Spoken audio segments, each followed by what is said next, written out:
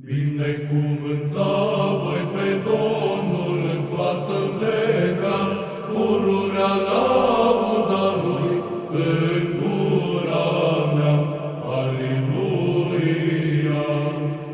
Întru Domnul se va lăuda sufletul meu, să audă ce-i plâng și să se veselească. Aleluia! Slăviți pe Domnul cu mine și să înălțăm numele Lui împreună. Aleluia!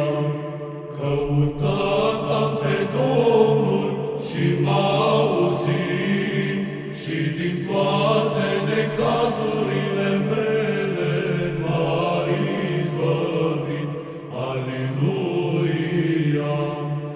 Apropiați-vă către dânsul și vă luminați și fețele voastre nu se vor rușina. Aleluia! Săracul acesta a strigat și Domnul l-a auzit pe el și din toate necazurile lui l-a mântuit. Aleluia! Străjuiva îngerul Domnului împrejurul celor ce se tem de dânsul și va izbăvi pe ei. Aleluia! Gustați și vedeți că bun este Domnul, fericit bărbatul care nădăjduiește spre dânsul. Aleluia!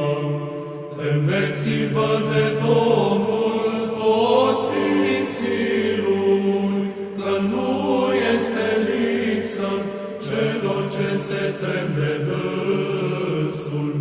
Aleluia! Bogații au sărăcit și au flămânzit, iar cei ce caută pe Domnul nu se vor lipsi de tot binele. Aleluia! Veniți, fiilor, ascultați-mă, frica Domnului voi învăța pe voi. Aleluia! Cine este omul cel ce se teme de Domnul, care iubește să vadă zile bune? Aleluia! Oprește-ți limba ta de la rău și buzele tale să nu grăiască vicleșug. Aleluia!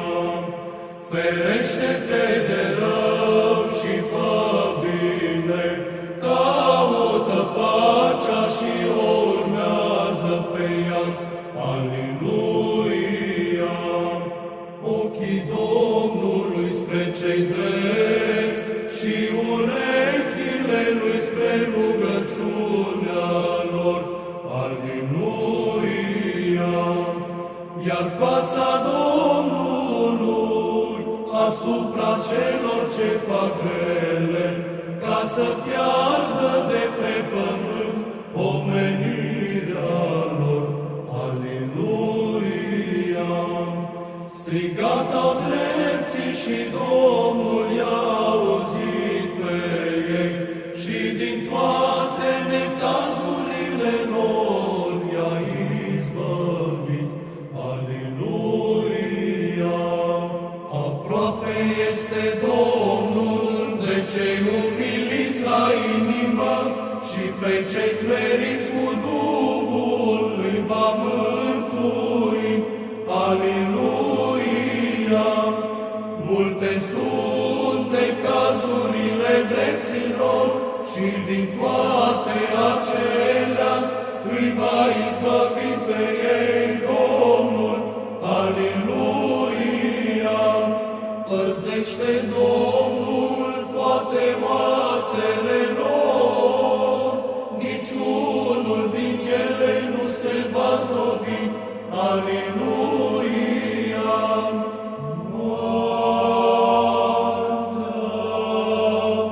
Păcătoșilor este cumplită și cei ce urăsc pe cel drept vor greși. Aleluia!